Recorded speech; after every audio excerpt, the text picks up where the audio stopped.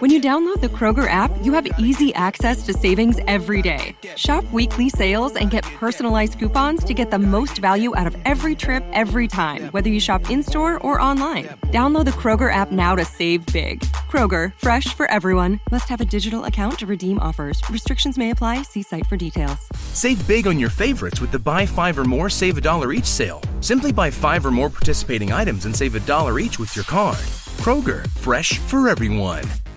Shopping these days can be underwhelming, but at QVC, we believe those who love to shop deserve a living, breathing way to shop, where product descriptions are alive with demos by creators, chats with inventors, and hosts who know the most. From self-care and kitchenware to fashion trends and forever faves, at QVC, we bring life to products and products to life. Shop QVC.com/podcast and use code QVC15podcast for $15 off $30 for new customers. This is shopping brought to life.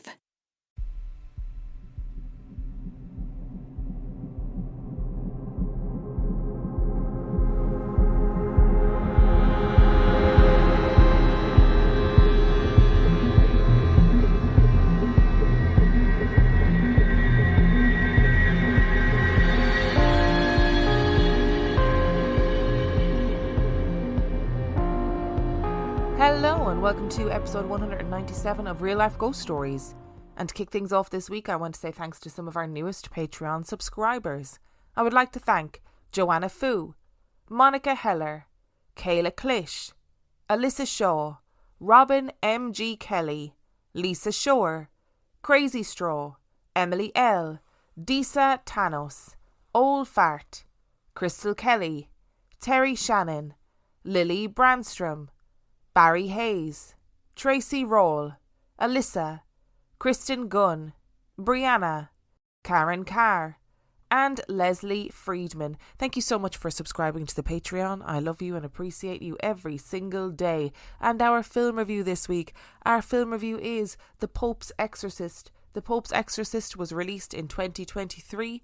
It has 6.1 out of 10 on IMDb and 51% on Rotten Tomatoes.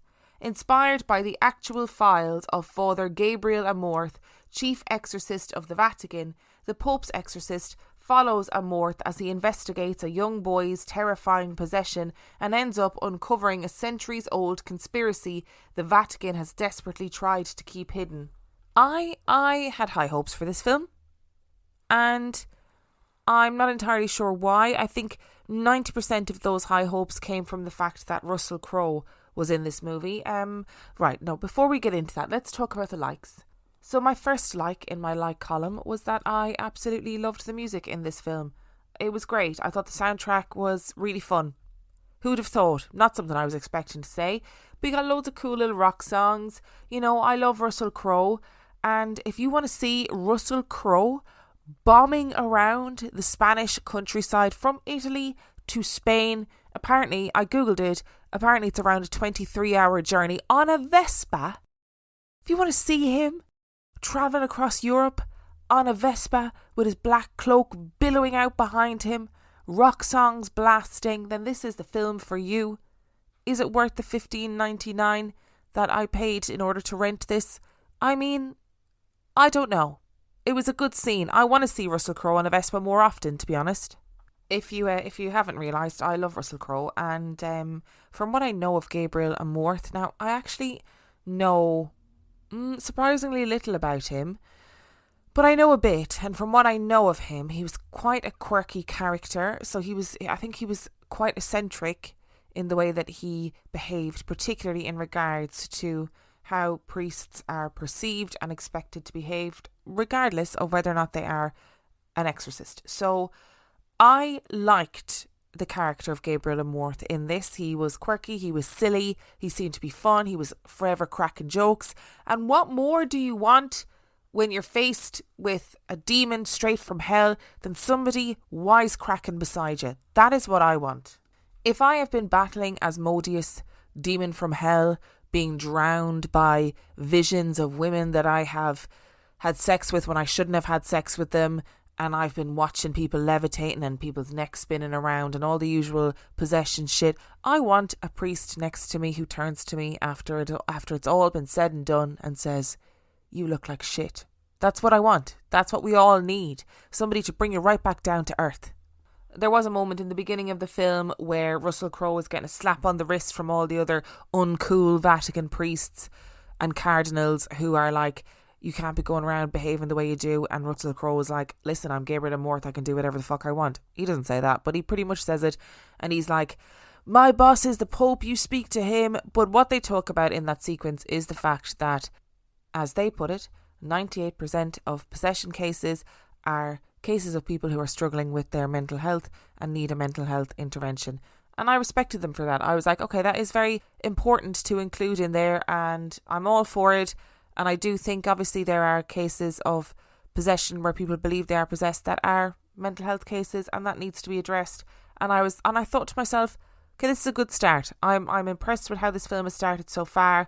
We've got Russell Crowe bobbing around Europe on a Vespa being a kick-ass maverick priest. And we've got them saying, look, you know, most possession cases are mental health related. I'm here for that.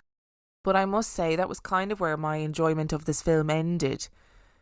And I shouldn't have had such high hopes, and nor should I have paid $15.99 in order to be able to watch it. Look, here's the thing. It's been done to death. We get it. A small child gets possessed. They start swearing a blue streak. They're swearing left, right and centre.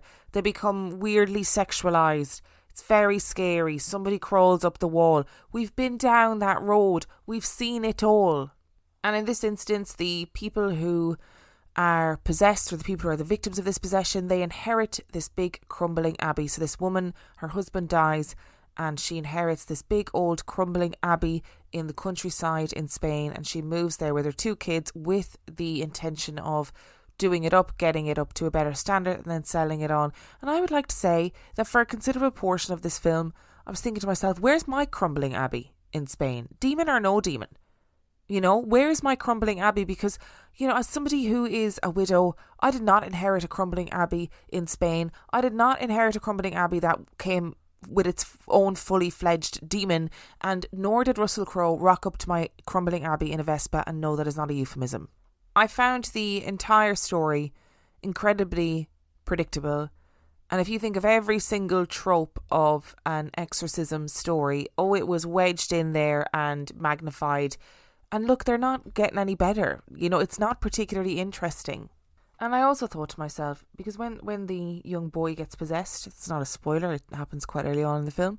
When the young boy gets possessed, one of the first sort of possession-y, demon-y things that he does is, he grabs his mother's breast and makes comments about being breastfed. Now, he's like 12 years old or whatever. And I wanted to crawl inside myself and never be seen again, because it made me feel so uncomfortable. I understand that's partly the point of it, but I just felt like, you know, how far are we going to push this narrative of small children being possessed and then they start swearing and shouting and being really sexualised? Like, really, do we have nothing else to explore in the realms of potential possession? And it got me thinking about the film Little Nicky, which is a weird segue, but just bear with me.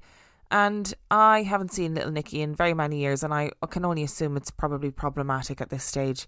But in that film, if I remember correctly, when the demons came to Earth, they possessed people of influence, people of power, and they did it without the puking nails or puking up dead birds and, you know, twisting their neck around and vomiting blood, whatever. They did it without all of that. And while that is obviously a comedy film, how have we not gotten to the point with possession films where it could be just slightly more subtle and slightly less predictable? And here's the other thing, and I'm going to get a bit serious for a minute. The script writing in this story was incredibly problematic at points. And at other points, it just wasn't well scripted. It wasn't good script writing. There is a moment in this film where Russell Crowe's character and the priest who is, you know, helping him out, they uncover this story, this secret that the Vatican have been keeping, which is that any of the atrocities that were committed in the name of the church, like the Spanish Inquisition, for example, or committed by prominent church members, such as the clerical abuse scandal and the subsequent covering up of the clerical abuse scandal by prominent members of the Vatican, those things were committed by people who were possessed by a particular demon, or by this, these 200 demons, or whatever it is the story is. And I just thought to myself, absolutely not. In the year of our Lord 2023, are we really going to be sitting here saying, oh no, this wasn't done by bad people, it was done by demons, so actually please don't blame those people, or please don't blame the Catholic Church for the things that happened? That is not an okay thing to suggest in this day and age. And to be really clear, I am somebody who was raised Catholic, and I would no longer identify as Catholic, but members of my family do, and I have no judgment for anybody who identifies as being Catholic. No judgment at all. But I think it is absolutely acceptable, and it should be a case in this day and age, that you can recognise that terrible things were done in the name of the church, that clergy within the church also did absolutely horrendous things, and that in periods of time in history, the church covered those things up. And I think it needs to be recognised that those things were done by people, and that people are to blame for those things that happened. Because otherwise, what does that say to living victims of clerical abuse and people who are, the victims of generational trauma that has been caused by clerical abuse? It just says, oh, hang on a second, actually, it was the devil that did it, and it was demons that did it. It wasn't anything to do with the people who perpetrated it. It really wound me up. I thought, in this day and age, are you joking me? And I just want to reiterate, because I don't usually get particularly serious about things on the podcast, I'm by no means judging anybody's faith.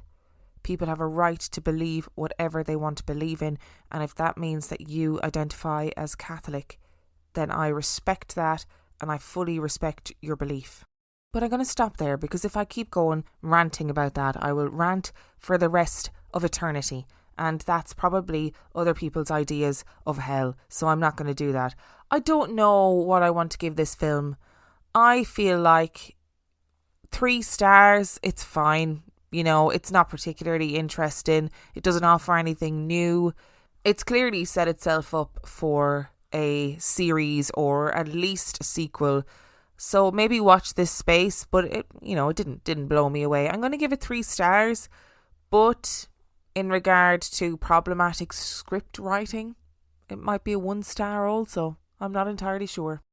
When you download the Kroger app, you have easy access to savings every day. Shop weekly sales and get personalized coupons to get the most value out of every trip, every time, whether you shop in-store or online. Download the Kroger app now to save big. Kroger, fresh for everyone. Must have a digital account to redeem offers. Restrictions may apply. See site for details.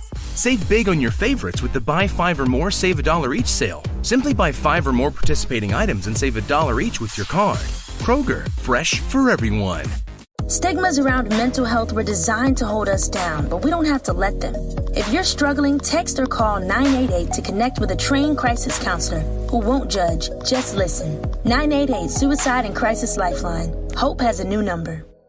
Shopping these days can be underwhelming, but at QVC, we believe those who love to shop deserve a living, breathing way to shop, where product descriptions are alive with demos by creators, chats with inventors, and hosts who know the most. From self-care and kitchenware to fashion trends and forever faves, at QVC, we bring life to products and products to life. Shop QVC.com/podcast and use code QVC15podcast for $15 off $30 for new customers. This is shopping brought to life. So let's get into our story this week. Now, our story this week is actually split into 2 separate stories. And the reason for that is the original story that I chose to do actually wasn't as long as I thought it was. So I went on the hunt for other good ghost stories that could be linked to it. And I found a particularly interesting one that was different, and one that I didn't really expect to read about. So the podcast has quite a number of listeners in the country of India. And every so often, when I do call outs on social media to say, hey, what kind of episodes do you guys want to hear? I am inundated with people who say, I want to hear more Indian ghost stories. And we have so many listeners dedicated listeners that live in India, that send in their listener stories, that comment all the time, that listen all the time. So I thought to myself, okay, let's have a look and see what suggestions people have made for Indian ghost stories.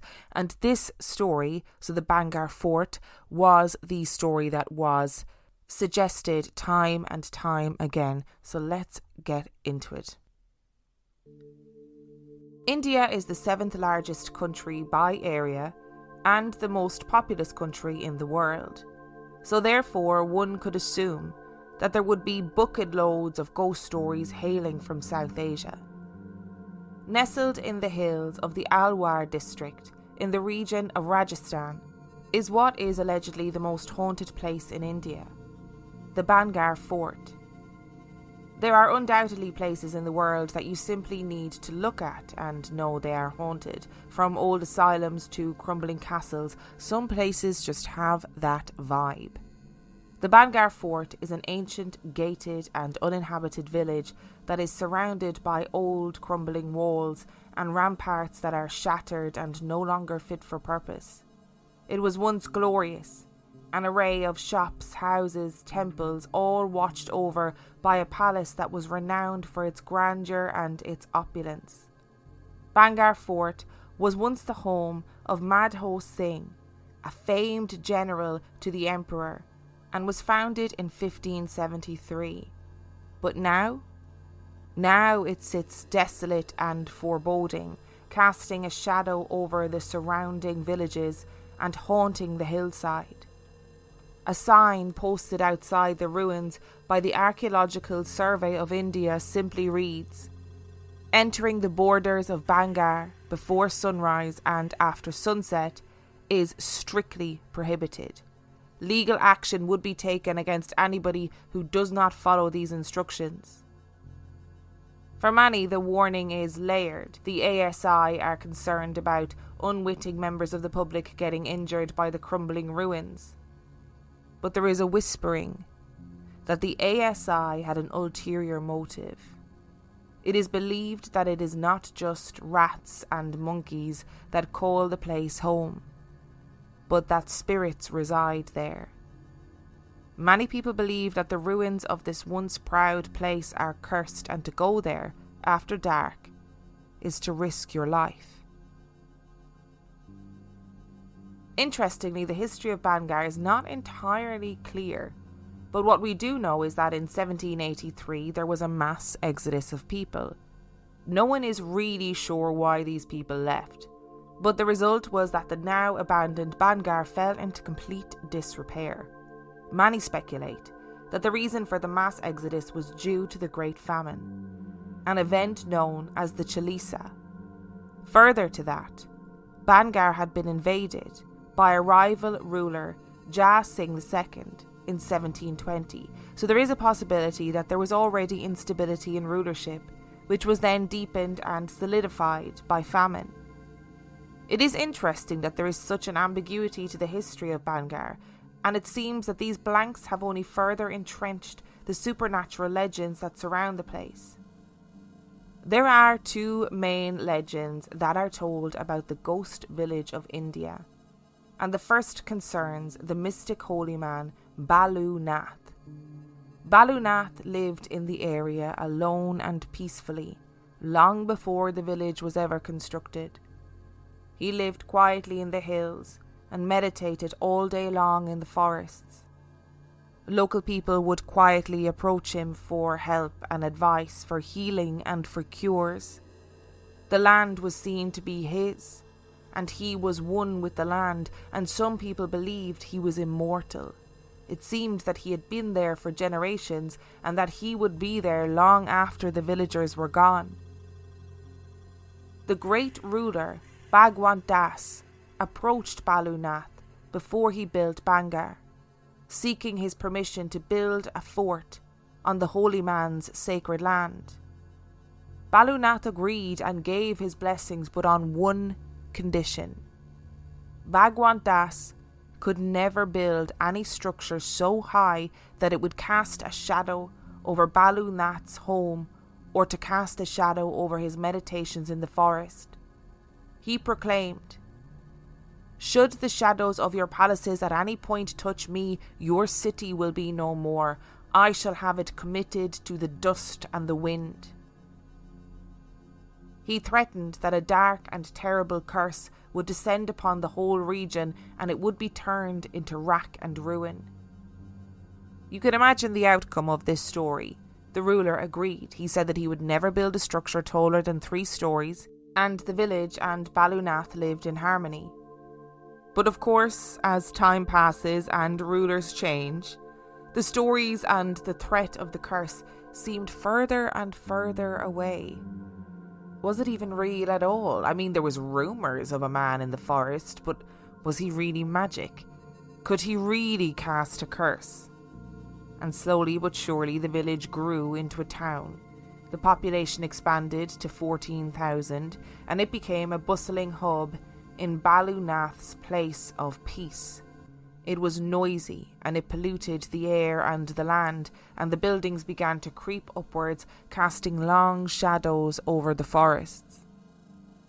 And Balunath was true to his word. The curse slowly seeped into the town, its tendrils creeping up the buildings and infiltrating the homes, and the town became a ruin. Balunath eventually did die and was buried in the abandoned town, perhaps as a celebration of how he had taken his land back. His spirit still roams the streets and the palace when darkness falls. The second legend is that of Rani Ratnavati, the beautiful princess of Bhangarh. She was renowned far and wide for her beauty, and anyone who laid eyes on her was said to fall in love with her. She had many admirers, and one of them was a black magician named Singhaya. Singhaya was not prepared to be rejected by this woman. She was beautiful and he wanted to be with her. So he decided that the way he would do this was by using his black magic and casting a love spell. Singhaya cast a spell on a bottle of perfumed oil that the princess wanted, but she was wise to his tricks. When she realised that he was trying to cast a spell on her, she smashed the bottle onto the ground and the contents splattered everywhere. The liquid that had been inside the bottle congealed into a mass which got bigger and bigger to the shock of the growing crowd. As it grew, it took on the shape of a boulder and hurtled towards the dark magician who had been watching on, ready to claim his bride. As he lay dying, he was not prepared to go without exacting his revenge, and he cursed the town before taking his final breath. But there are other versions of the story where the beautiful princess Ratnavati was an evil sorceress who kidnapped children to use in rituals designed to preserve her life and her beauty. She is said to have fallen in love with a man of lower social status, and having been denied the right to marry him, she cursed the town to be blighted with pain, misfortune and suffering. Ratnavati's spirit is said to roam the now desolate streets, desperately trying to find her long-lost love.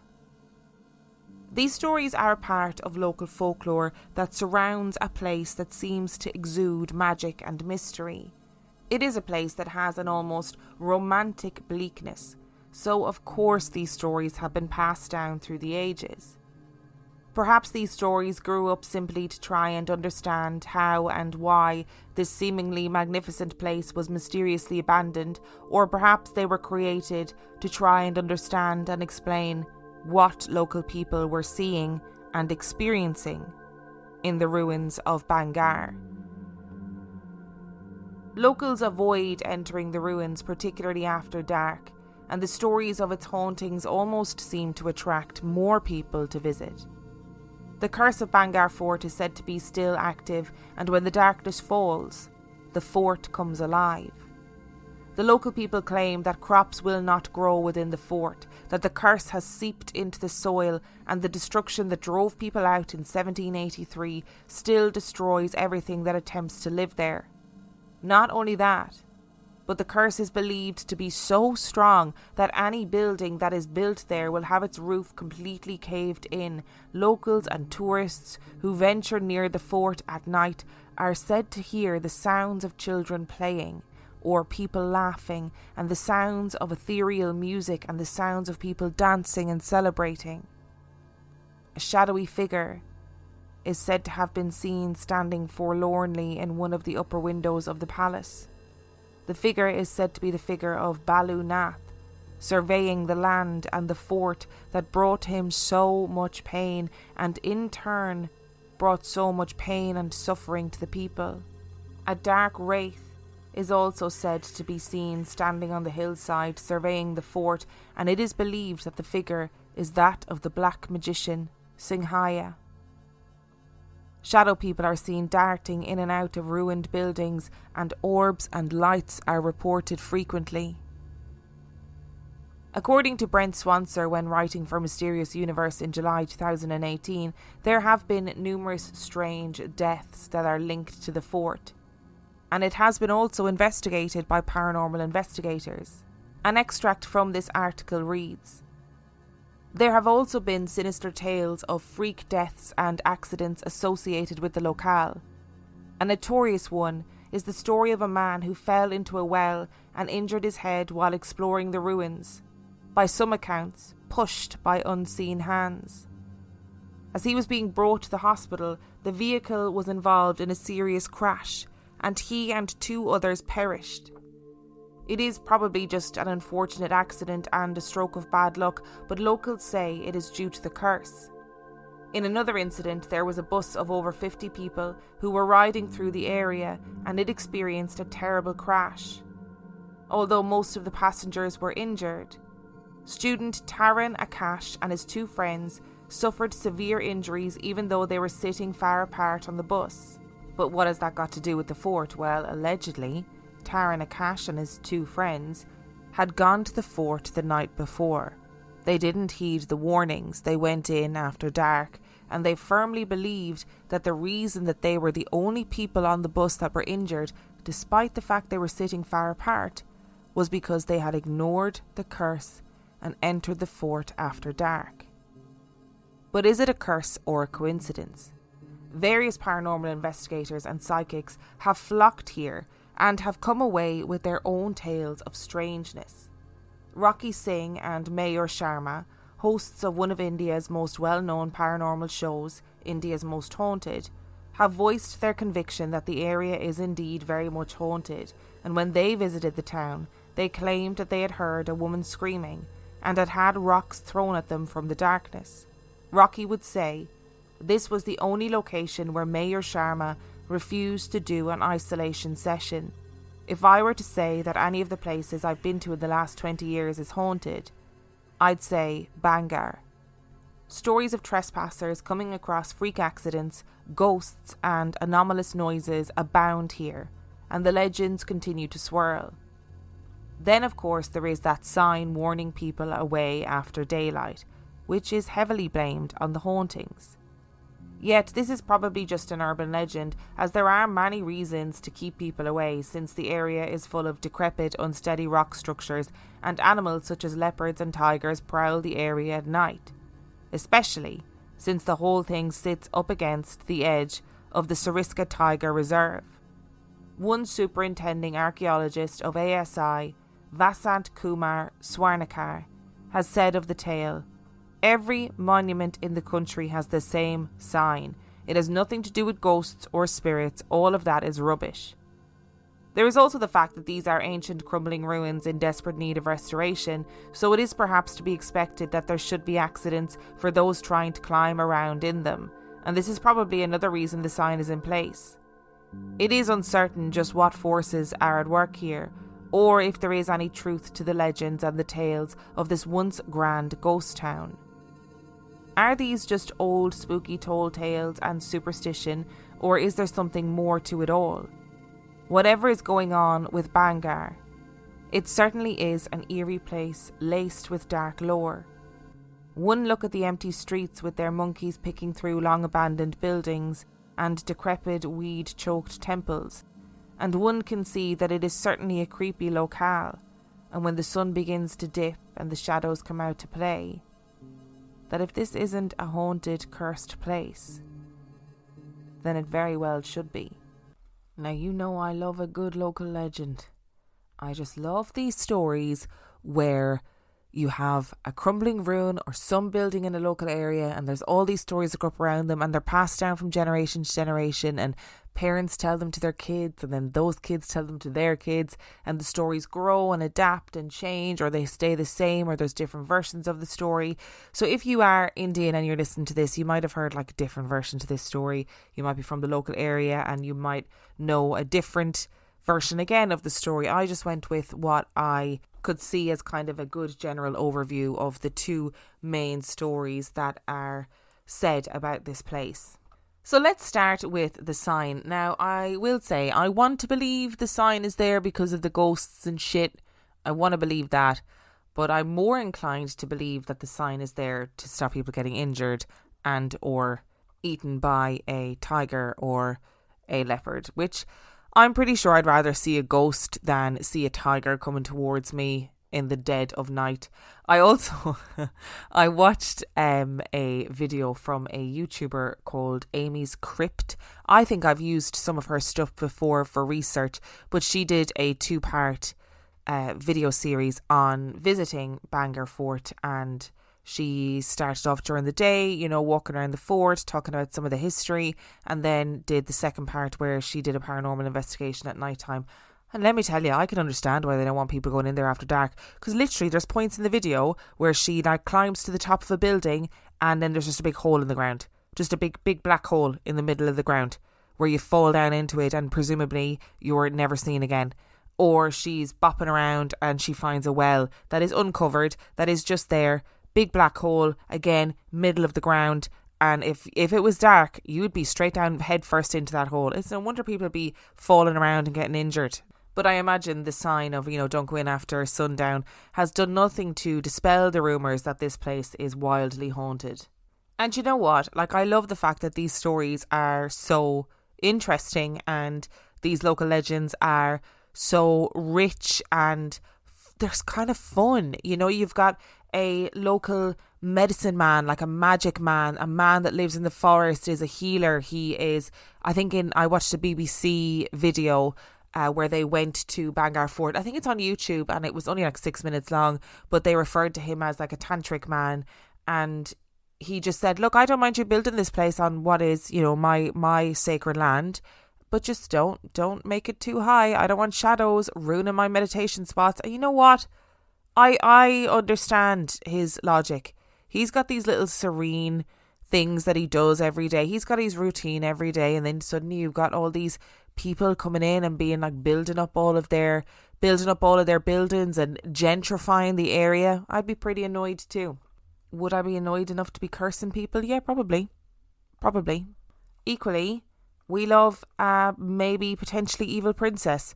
Love the story of her outwitting the man practicing dark and black magic, being like, oh, you think you're going to get me with your love potion? I think not. Smashy, and then a big boulder comes and crushes him to death. Love that energy. But in reality, it is interesting that so many people apparently left this place so quickly, and I would love to know why. So I was watching that same BBC short film, and a local historian said that the population of Bhangarh Fort was like 14,000 people, and then literally overnight the population dropped by half, including the king. So the king and 7,000 people allegedly left overnight. And of course it is very likely that this was to do with famine, and maybe it didn't have overnight. Maybe it was to do with the sudden death of a lot of people due to starvation. And a way for people to deal with that trauma potentially is to create stories around where all those people went to. What I will say though about this story is that it was kind of difficult to find first person experiences of Bhangarh Fort online. So obviously a lot of the stories that you read online, the articles, etc., they talk about the hearing voices, hearing music, hearing dancing, etc., at night time in and around the fort. And in the Amy's Crypt videos, like the second part of the videos where she is there at night time doing a paranormal investigation, the noises of the animals around and about the area are absolutely petrifying. They are screechy, loud. You can hear animals being attacked. Obviously there is the really very real danger of tigers and leopards. And there's a bit in the video where her and her, I think it's her partner who makes the videos for her, as in films the videos, they are approached by security guards and told, hey, you know, the reason why we don't want people in here at night time is because tigers be hunting and they will eat you. But it does seem genuinely to be a pretty freaky place at night time outside of all of that. And that probably, the noises of animals and the threat of tigers have fallen down a well and never been seen again, probably add to the atmosphere. But I did find a couple of short stories online that were from people who have allegedly had experiences there. So let's get into them. I am from Alwar, and Bhangarh is in the municipality of Alwar district. Since childhood, I have heard various stories about Bhangarh, but I would like to quote one. This story was told by my father. We went there when I was 9 years old, so I don't remember much, but according to my father, when our family was walking near the fort of Bhangarh, we saw a man who was talking to himself. Being a child, I wanted to ask him who he was talking to, but my father resisted. While coming back, we saw that man again. He was walking by my side. He was telling us the real story behind Bhangarh. My father tried to get rid of him, but he was desperate to tell us the story. He was old and therefore he was walking slowly. My father picked me up and carried me and tried to walk fast to get rid of him. You must be thinking how cruel we were because we didn't try to help that old person, but I would like to mention that we gave him food on the first meeting, but later on some local people warned us. My father's plan worked and we were far ahead of him, but the strangest thing happened. When we looked back to see whether he was following us or not, he disappeared. You must be thinking I am joking, but the people behind us told us there was nobody following us. There was never an old man behind us. My father was so confused. So is it possible that the local legends are true? Is it possible that the old man who lived in the forest is actually still haunting the place? I mean, if you were Ballunath and you were still haunting the place, what is the one thing you'd want to do is tell people this story, tell people your story about how you had agreed for that place to be built on your land and then they reneged on their end of the deal. And the second story that I found is really, really short, but it is definitely worth hearing. After hearing all the horror stories, a group of friends decided to go to Bhangarh Fort during the night. They reached there around 8:30 p.m. and started exploring the place. At around 12:30 a.m, they heard a female voice shouting from the fort and they decided to leave. Horrified by what had happened, they all started running towards the main gate. And right then, a wall fell in front of them. They started running again until they finally got out of the fort. Do you know what? I totally get this as well, because when I was looking up stuff about this fort and watching videos online, like, first of all, it is very beautiful. Second of all, I was thinking, how much are flights to India? How can I get to this place? But I also know that I would definitely be that person who I'd probably have the most amazing ghostly experience and be like, this is definite proof, and then I'd be eaten by a tiger or fall down a well. That is what would happen to me. Do I believe that this place is haunted by a magic man who put a curse on the land, or do I believe that this place is haunted by an evil princess who ate children or whatever it was? Not necessarily. I think those stories are probably part of local folklore. However, this obviously was a place that was ravaged by famine and starvation, and with famine and starvation we know comes disease, and it also seems to be a place that was raided, that people tried to invade. So it would have had its own share of trauma and its own share of terrible things that happened. And it's very interesting that nobody went back post-famine, that it has stayed empty and abandoned. So to be honest, it wouldn't surprise me if there's strange things that happen there, strange things that happen when it gets dark, voices and singing and celebrations and the sound of crying and all of those things. It wouldn't surprise me at all. And I actually thought that this episode was going to be shorter than it has turned out to be. We're nearly 40 minutes in, and I did add an add-on to this episode, which is about the haunted beach of India called Dumas Beach. Now, I didn't write this. I found this in an article from 2015, so it's October the 8th, 2015, written by Brent Swancer, my old pal, and it is called The Haunted Beach of India. And I thought, you know what, we'll add it in because it's not very often we talk about haunted beaches, so let's get into it. Ghosts and the paranormal are probably the last thing on anyone's mind when they are at the beach. We go to the beach for the fun, the scenery, the sand, and the feeling of the sea breeze and the sun on our skin. We go here to get away from the darkness, and beaches are likely the last places anyone thinks of as the haunts of spectres and phantoms. Yet it seems that even here, with the ocean views and the frolicking beachcombers, we are not safe from tales of the mysterious and the strange. For even these places can apparently become instilled with the supernatural and the weird. One beach in India has long been ground zero for a wide variety of ghostly phenomena, high strangeness and odd happenings. It is a place heavily saturated with the bizarre, and which shows that even in a sun-flecked beach paradise, the reaching claws of the supernatural cannot always be escaped. Located along the Arabian Sea, 21 kilometres southwest of the city of Surat in the Indian state of Gujarat, is Dumas Beach, which is named for the nearby village of Dumas. With its distinctive black sand and quaint and charming views of the Arabian Sea, as well as its numerous health resorts, affordable accommodations, its promenade full of snack stands, shops and restaurants, and other adjacent sites of interest, Dumas Beach has over the years become one of the top destinations for tourists in Gujarat, among both locals and international visitors. Here you will find people of all nationalities playing in the water or sitting along the black sand beach, soaking in the sun and enjoying the cool breezes from the sea. Yet for all of the tourism and fun in the sun, Dumas Beach also has a dark, morbid history. Several decades ago, the area was used as a cremation ground for the bodies of the dead, and it would not have been uncommon to have seen the swirls of smoke wafting up above the beach from the burning corpses in those days. Cremation is a typical method of burial for India's majority Hindu population, as it is believed that reducing the body to ashes more smoothly expedites the release of the soul from its earthly tethers, and is thought to be the most spiritually beneficial way to treat the dead. At Dumas Beach, the dead would be cremated and the resulting ash scattered into the sea, which, considering Hindu tradition, is a perfectly normal thing, but has lent the area a rather ominous reputation as a place where some particularly tormented souls of the cremated, or those who refuse to leave behind their earthly trappings, have opted to remain, to haunt the seaside, or even torment those who would come here. Additionally, there have long been stories of people drowning at Dumas Beach under mysterious circumstances, or even completely disappearing altogether.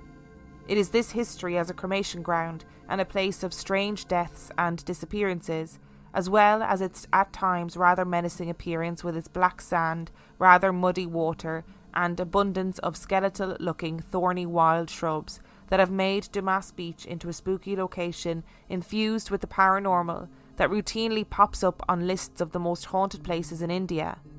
While the daylight hours appear to be the domain of vacationers and free of creepy incidents, there are numerous purported strange phenomena said to plague Dumas Beach as soon as darkness falls, when the ghostly activity is said to become active.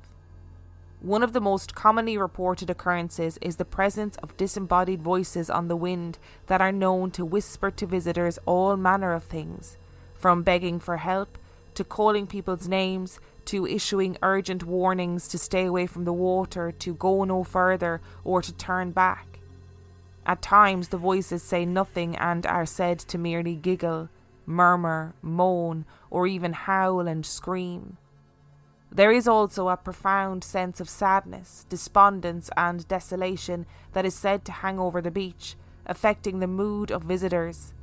And when this thick, palpable feeling of forlornness is at its strongest, it is believed that the wind will pick up to relentlessly fierce gales. At other times, the cool night air of the beach allegedly takes on a sort of electrically charged quality, and a smell almost like ozone can be detected lacing the atmosphere here. This may have something to do with why cameras and other electrical equipment have a habit of malfunctioning at the beach. Other odd smells are also reported from Dumas Beach, with a malevolent and inexplicable smell of rotten decay, from some unknown source, occasionally filling the air and overcoming visitors to the point that the stench becomes unbearable. Of course, any supposedly haunted location is going to have ghost sightings, and Dumas Beach has plenty of those as well. Shadowy figures are said to walk along the edge of the water at night, sometimes disappearing into the waves and sometimes merely suddenly vanishing altogether. Most often these dark spectral entities are described as humanoid, but a few reports speak of phantom black hounds that lope along the sands and even chase people from time to time. There are also shiny orbs seen flitting about over the beach, which are either seen directly or show up in photographs later. The water itself is said to be prowled by a horrific white apparition that rises from the sea to try and lure visitors to a watery grave, and indeed many of the drownings and mysterious disappearances that have occurred on the beach have been blamed on ghosts. Even the colour of the black sand itself has been attributed to supernatural forces converging here, although black sand is in fact not particularly uncommon and is typically the result of volcanic soil. Perhaps one of the oddest and most persistent phenomena reported from Dumas Beach is the effect that the area allegedly has on dogs.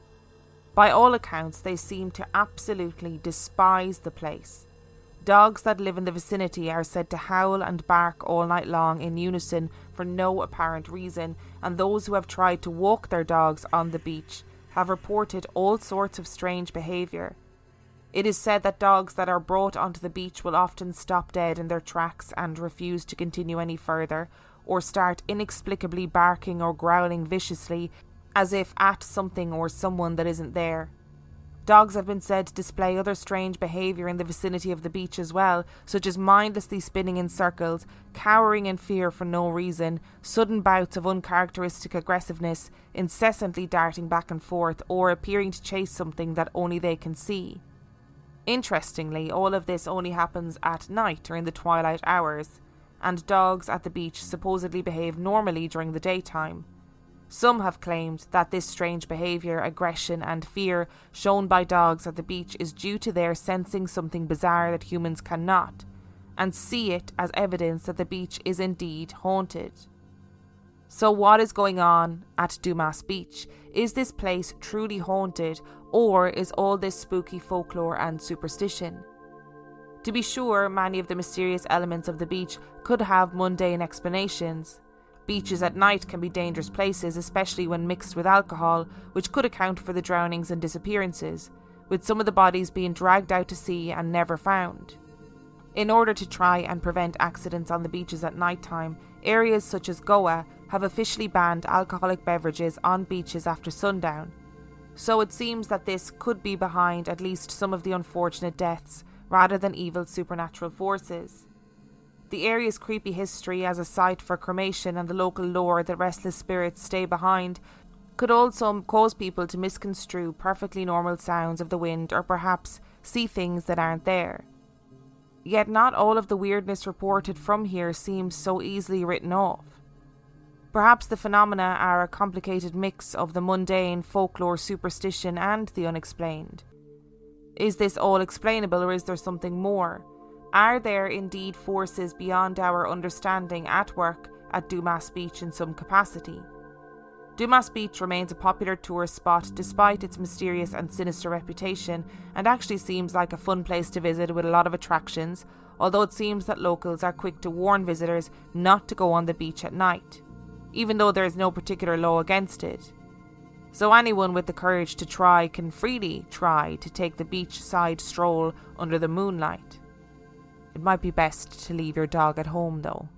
So the reason that I found this particular article so interesting, and like I said, it was written by Brent Swancer, October the 8th, 2015, The Haunted Beach of India it's called, and the link to it is in the description of this episode, is this report that dogs were behaving strangely on this beach at night time. And it's really interesting because one of the things that people request that I talk about really regularly on the podcast is the phenomena of Overton Bridge in Scotland, where numerous dogs over the years have literally inexplicably thrown themselves off the bridge. Some have thrown themselves off the bridge, climbed back up onto the bridge, only to throw themselves off again.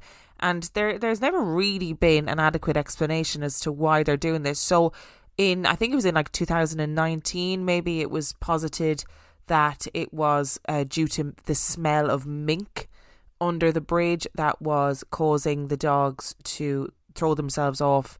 And apparently there was tests done on dogs to see how they responded to the scent of different animals, and they tended to respond quite aggressively to mink. But it's never really been kind of conclusively agreed what the reason for this is. And it reminded me so much of that you've got these dogs who are behaving really bizarrely, but only at night time. And I do wonder if, as Brent Swancer pointed out in his article, the history of that beach and its association to death and to cremation, even though cremation obviously is a perfectly normal thing, if that has caused these stories and that lore to grow up around it. But I did think it was just an interesting little story to end on about an interesting little place. And it's true, we don't often think of beaches, especially touristy beaches, as being paranormal places, but apparently this beach is pretty damn paranormal. But I will say it is very common on beaches for people to underestimate the power of the water and the power of currents, and say if they were drinking going into the water, how much the alcohol might affect them. So I think mysterious deaths and disappearances on beaches, like in the water itself, probably are to do with currents and tides and people not being as strong as swimmers as they think they are when you're up against the ocean. I mean, it's pretty dangerous. But I'm not going to the beach to be chased by a big phantom dog, I'll tell you that much. No way. Thank you so much for listening to today's episode. The links to all of the sources that were used for this episode are in the description as per usual. If you would like to send in your spooky story, you can do so by emailing it to reallifeghoststoriespodcast@gmail.com. You can also check out the website reallifeghoststoriespodcast.com. And if you are desperate for some extra spooky content, you can sign up to Patreon. That is patreon.com/reallifeghoststories, where for $5 a month or $2 a month, you get access to heaps of extra content, as well as every single main and mini episode completely ad-free. And on that note, I shall see you next time. The Louisiana Swamplands. Out here, you're either lunch or you're enjoying it. Make sure you end up on top with the all-powerful lineup of Kia SUVs, like the Telluride, Sportage, and Sorento, equipped with available all-wheel drive, higher ground clearance, and the interior capacity to bring everything you need, so you'll always remain more than a gator's length ahead. Visit your local Kia dealer today to find your next adventure in our ever-capable lineup of SUVs. Kia, movement that inspires. Call 800-3334-KIA for details. Always drive safely. When you download the Kroger app, you have easy access to savings every day. Shop weekly sales and get personalized coupons to get the most value out of every trip, every time, whether you shop in-store or online. Download the Kroger app now to save big. Kroger, fresh for everyone. Must have a digital account to redeem offers. Restrictions may apply. See site for details. Save big on your favorites with the Buy 5 or More Save $1 each sale. Simply buy 5 or more participating items and save $1 each with your card. Kroger, fresh for everyone.